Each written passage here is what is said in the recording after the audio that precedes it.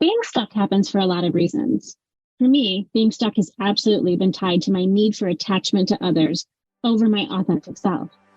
Hey there, my name is Dr. Beth Russell, and I want to know, what would you do if you were not afraid? Right now, what would your life, your job, your relationships look and feel like if you could be unapologetically you? What's holding you back? This podcast is for anyone that wants to make a change but isn't sure where to start. Let's look inward together and let's talk about you and me, our mental health, our self-care, inner and outer selves, and all that makes us, well, us. It's time to get real, feel the feels, challenge what's holding us back, and connect. This is the Authentic and Brave podcast. I woke up this morning and I've been feeling kind of, blah. I've got a ton to do. My to-do list is miles long. And if I'm honest, I don't feel like doing any of it. Over the past few months, I've been moving towards making some really big changes. I've got some new ideas and some new projects. I'm stepping away from some things that aren't serving me anymore. For a lot of it, I felt really energized and excited, and like the momentum is just moving. And then today, I woke up, I took my youngest child to baseball camp. I came home, I opened my computer, I started doing some things, and I felt an overwhelming sense of sadness mixed with restlessness and even some resistance kind of creep in. I'm feeling a bit stuck in what I want and the direction I want to move, despite all the momentum that I've had. Have you ever felt stuck, like there's no option, no choice, no ability to change directions? I work with a lot of people who feel stuck in their lives. Sometimes they're stuck in a relationship that isn't serving them, stuck in a job that doesn't pay well, but maybe they have good retirement or good health benefits. They feel stuck being overweight, unattractive, unloved. They feel stuck even though they're around people, but they don't really have people they connect with. And if we look a bit closer, they're really stuck on the inside. They feel depressed, anxious, lonely, and frustrated. Feeling stuck really sucks. When we feel stuck, it can feel like a weight of bricks holding us down, or that we're stuck spinning our wheels, unsure of how to get out of the rut. It's easy to distract ourselves with social media, a Netflix binge, something yummy to eat, or anything else just to feel something different than what we are. Why does this happen? Why do we feel stuck? What does it mean to feel stuck? And how the heck do we get out of it? This is what I want to talk about today: getting unstuck. Being stuck happens for a lot of reasons. For me, being stuck has absolutely been tied to my need for attachment to others over my authentic self. That is, I'll often worry what others might think if I make a change. I tell myself that staying consistent is the best for raising children or being a good partner or being a really good colleague, or I convince myself that change can't happen. I invalidate myself and discount my own feelings. I tell myself I couldn't ever make it as an author, speaker, entrepreneur, a different type of learner, worker, etc. And then I move to, on my inner voice, telling me the comparison story. See if you know this one. I know I'm not happy, but I have it good. So many other people have it so much worse. Others would be content with a fraction of what I have. It's my fault I want more. I don't need more. I need to just stop wanting more.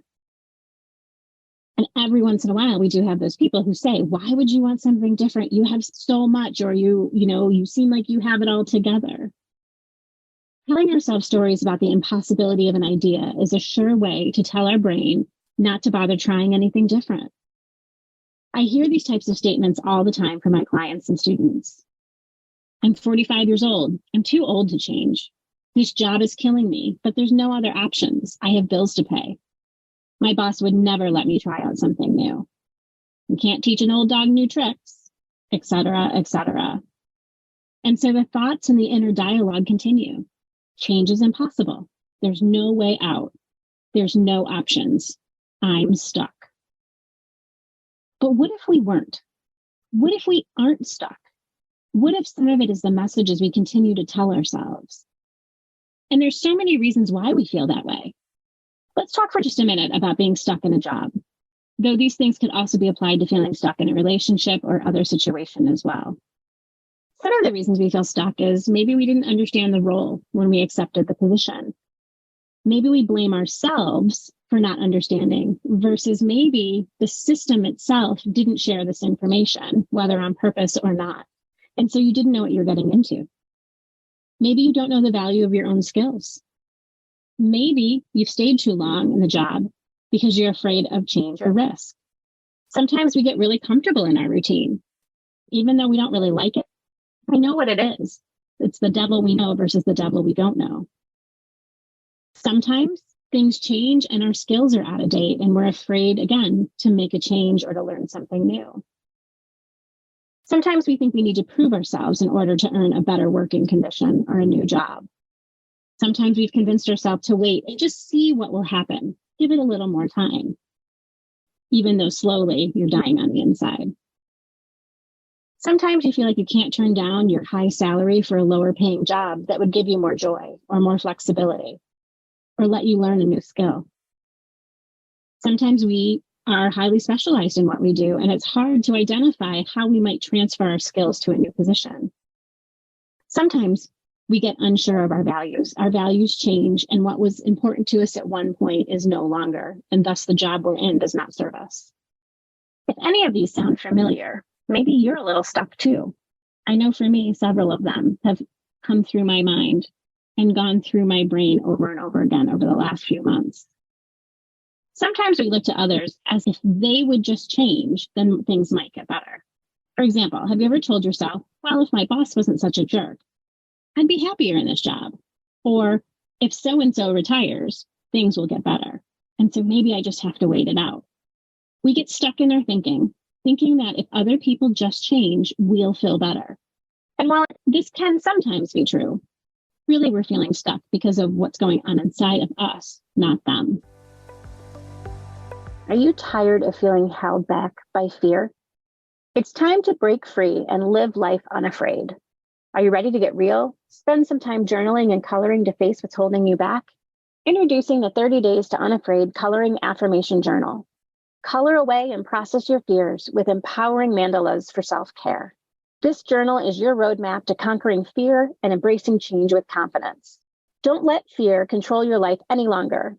Order your copy of 30 Days Unafraid today and take the first steps towards a life without limits. Visit www.authenticandbrave.com/unafraid or find the journal 30 Days Unafraid Coloring Affirmation Journal on Amazon. It's time to unleash your potential and live unafraid.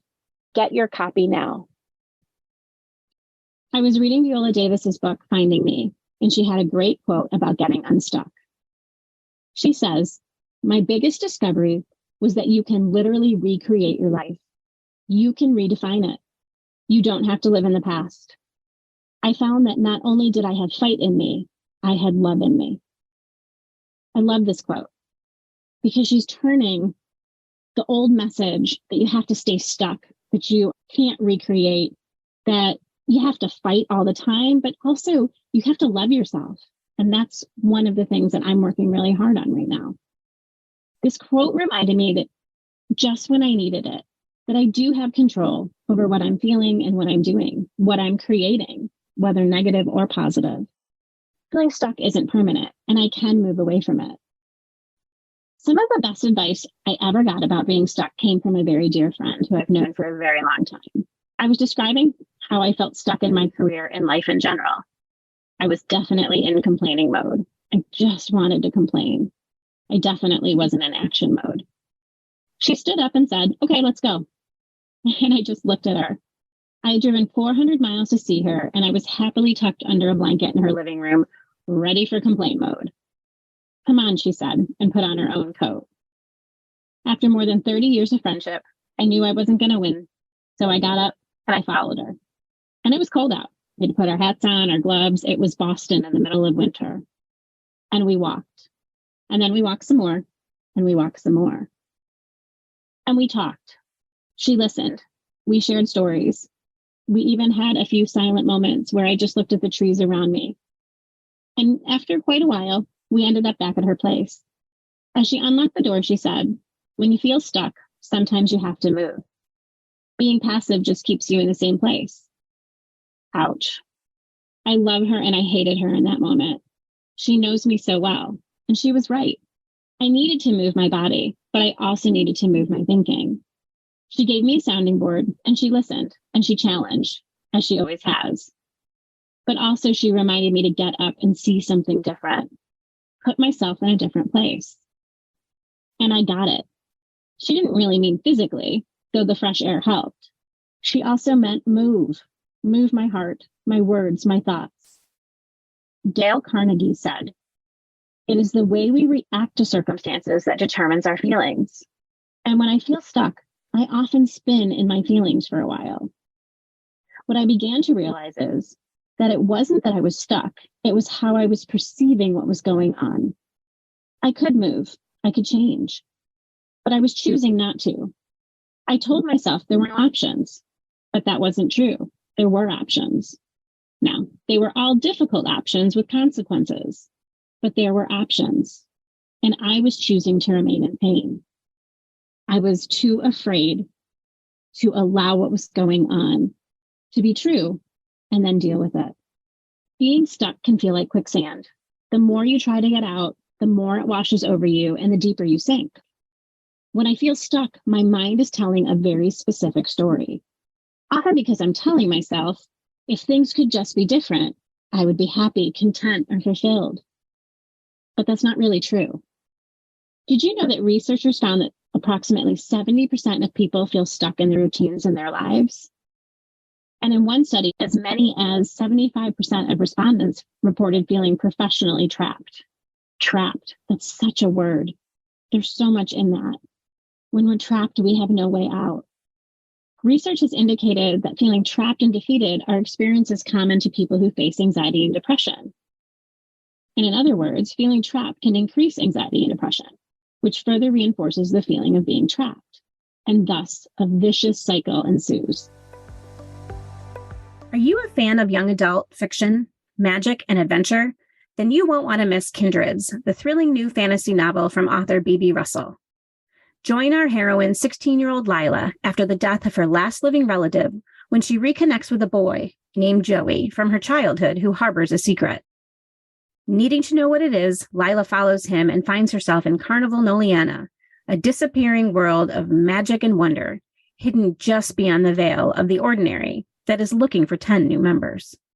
With Noliana set to disappear at the end of Masquerade in 4 days, Lila must decide if she should follow her heart and Joey into Noliana for good, or trust her instincts and intellect that Noliana may not be what it seems. With unforgettable characters, a battle between listening to one's head or one's heart, and heart-pounding action, Kindreds is the perfect choice for anyone who loves young adult fantasy. So don't wait, pick up your copy today and embark on an epic adventure you won't soon forget. Kindreds by B.B. Russell is now available at your favorite bookstore. Or at www.authenticandbrave.com/kindreds, KINDREDS. As I think about these statistics, I feel a little sadness, as well as curiosity creep in. Sad that so many of us feel stuck. I'm sad that I feel stuck, despite having all kinds of privileges and choices. I am also curious, though. How did we all get to a place that feels so empty? I think it stems in part from losing what we're passionate about. You know, that spark that sets our soul on fire. When was the last time you felt that way? For me, I know I'm in a place that fills me when I lose track of time.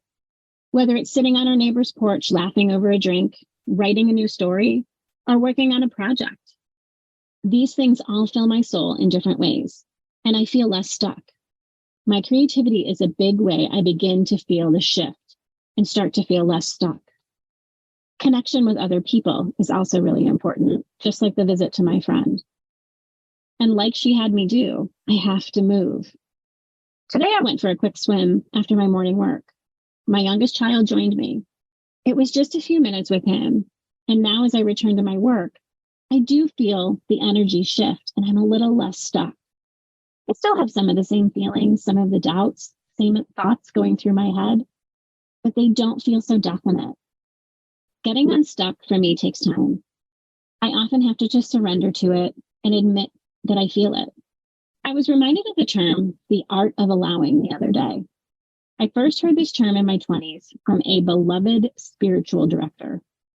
The art of allowing is allowing ourselves to feel anything, take time with it, and let it pass. For me, I have to watch myself and catch when I'm being negative. I know that is a sign of being stuck for me. Spending time allowing myself to feel what I feel and then moving it. Telling myself I have choices, even if it's difficult, helps me move.